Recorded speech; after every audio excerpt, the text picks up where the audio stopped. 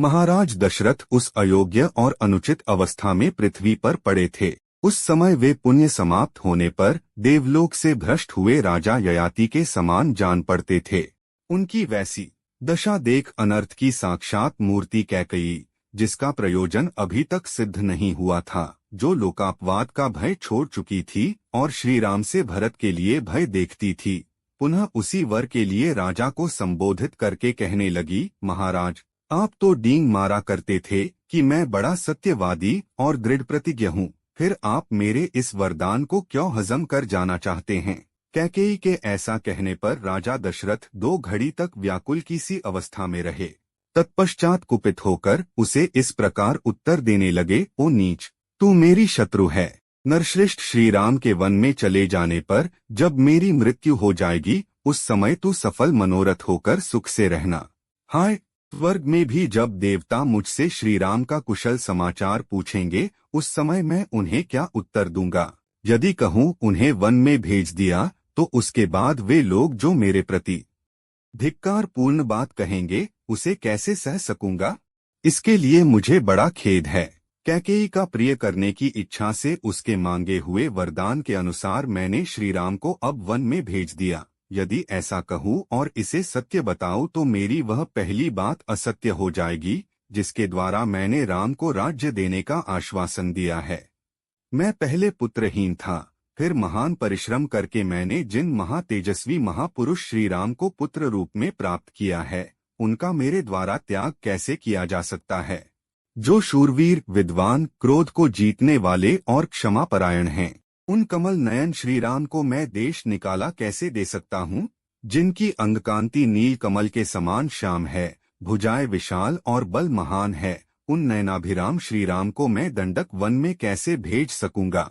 जो सदा सुख भोगने के ही योग्य हैं, कदापि दुख भोगने के योग्य नहीं हैं, उन बुद्धिमान श्री राम को दुख उठाते मैं कैसे देख सकता हूँ। जो दुख भोगने के योग्य नहीं हैं, उन श्री राम को यह वनवास का दुख दिए बिना ही यदि मैं इस संसार से विदा हो जाता तो मुझे बड़ा सुख मिलता। ओ पाप पूर्ण विचार रखने वाली पाषाण हृदया कैकेयी, सत्य पराक्रमी श्री राम मुझे बहुत प्रिय हैं, तू मुझसे उनका विछोह क्यों करा रही है। अरे, ऐसा करने से निश्चय ही संसार में तेरी वह अपकीर्ति फैलेगी, जिसकी कहीं तुलना नहीं है। इस प्रकार विलाप करते करते राजा दशरथ का चित्त अत्यंत व्याकुल हो उठा। इतने में ही सूर्यदेव अस्ताचल को चले गए और प्रदोष काल आ पहुंचा। वह 3 पहरों वाली रात यद्यपि चंद्रमंडल की चारु चंद्रिका से आलोकित हो रही थी, तो भी उस समय आर्त होकर विलाप करते हुए राजा दशरथ के लिए प्रकाश या उल्लास न दे सकी। बूढ़े राजा दशरथ निरंतर गर्म उच्छ्वास लेते हुए आकाश की ओर दृष्टि लगाए आर्त की भांति दुखपूर्ण विलाप करने लगे। नक्षत्र मालाओं से अलंकृत कल्याणमयी रात्रि देवी, मैं नहीं चाहता कि तुम्हारे द्वारा प्रभात काल लाया जाए। मुझ पर दया करो, मैं तुम्हारे सामने हाथ जोड़ता हूँ। अथवा शीघ्र बीत जाओ, क्योंकि जिसके कारण मुझे भारी संकट प्राप्त हुआ है, उस निर्दय और क्रूर कैकेयी को अब मैं नहीं देखना चाहता।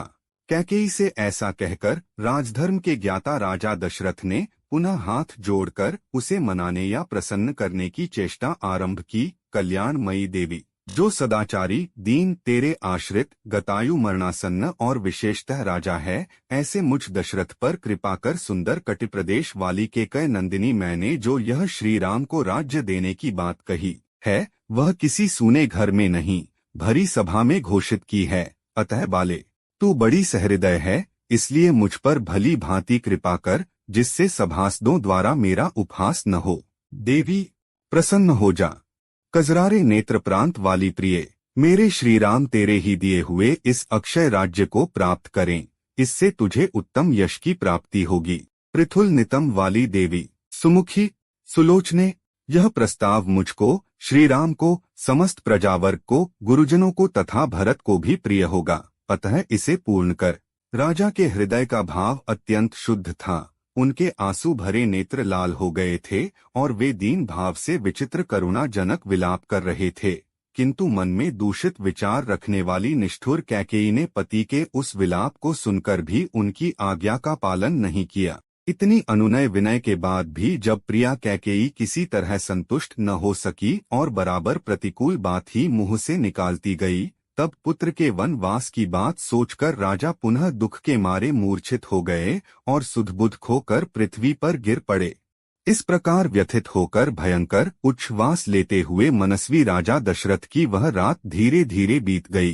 प्रातःकाल राजा को जगाने के लिए मनोहर वाद्यों के साथ मंगल गान होने लगा, परंतु उन राज शिरोमणि ने तत्काल मनाही भेजकर वह सब बंद करा दिया।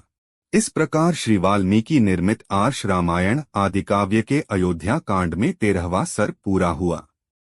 इक्ष्वाकु नंदन राजा दशरथ पुत्र शोक से पीड़ित हो पृथ्वी पर अचेत पड़े थे और वेदना से छटपटा रहे थे। उन्हें इस अवस्था में देखकर पापिनी कैकेयी इस प्रकार बोली, महाराज, आपने मुझे 2 वर देने की प्रतिज्ञा की थी और जब मैंने उन्हें मांगा तब आप इस प्रकार सन्न होकर पृथ्वी पर गिर पड़े, मानो कोई पाप करके पछता रहे हों। यह क्या बात है? आपको सत्पुरुषों की मर्यादा में स्थिर रहना चाहिए। धर्मज्ञ पुरुष सत्य को ही सबसे श्रेष्ठ धर्म बतलाते हैं। उस सत्य का सहारा लेकर मैंने आपको धर्म का पालन करने के लिए ही प्रेरित किया है। पृथ्वीपति राजा शैब्य ने बाज पक्षी को अपना शरीर देने की प्रतिज्ञा करके उसे दे ही दिया और देकर उत्तम गति प्राप्त कर ली। इसी प्रकार तेजस्वी राजा अलर्क ने वेदों के पारंगत विद्वान ब्राह्मण को उसके याचना करने पर मन में खेद न लाते हुए अपनी दोनों आंखें निकाल कर दे दी थीं। सत्य को प्राप्त हुआ समुद्र सत्य का ही अनुसरण करने के कारण पर्व आदि के समय भी अपनी छोटी सी सीमा तट भूमि का भी उल्लंघन नहीं करता। सत्य ही से परब्रह्म की प्राप्ति होती है। इसलिए यदि आपकी बुद्धि धर्म में स्थित है तो सत्य का अनुसरण कीजिए साधु शिरोमणि।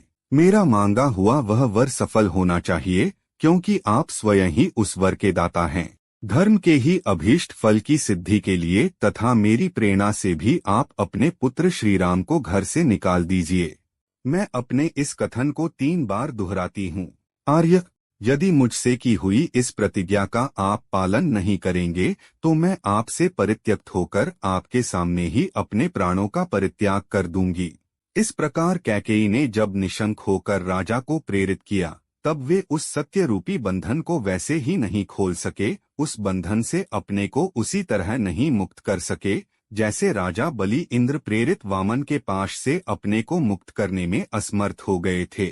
2 पहियों के बीच में फंसकर वहां से निकलने की चेष्टा करने वाले गाड़ी के बैल की भांति उनका हृदय उद्भ्रांत हो उठा था और उनके मुख की कांति भी फीकी पड़ गई थी। अपने विकल नेत्रों से कुछ भी देखने में असमर्थ से होकर भूपाल दशरथ ने बड़ी कठिनाई से धैर्य धारण करके अपने हृदय को संभाला और कैकेयी से इस प्रकार कहा, पापिनी, मैंने अग्नि के समीप सांगुष्ठम ते ग्रभनामी सौभगत्वाय हस्तम इत्यादि वैदिक मंत्र का पाठ करके तेरे जिस हाथ को पकड़ा था उसे आज छोड़ रहा हूँ। साथ ही तेरे और अपने द्वारा उत्पन्न हुए तेरे पुत्र का भी त्याग करता हूँ।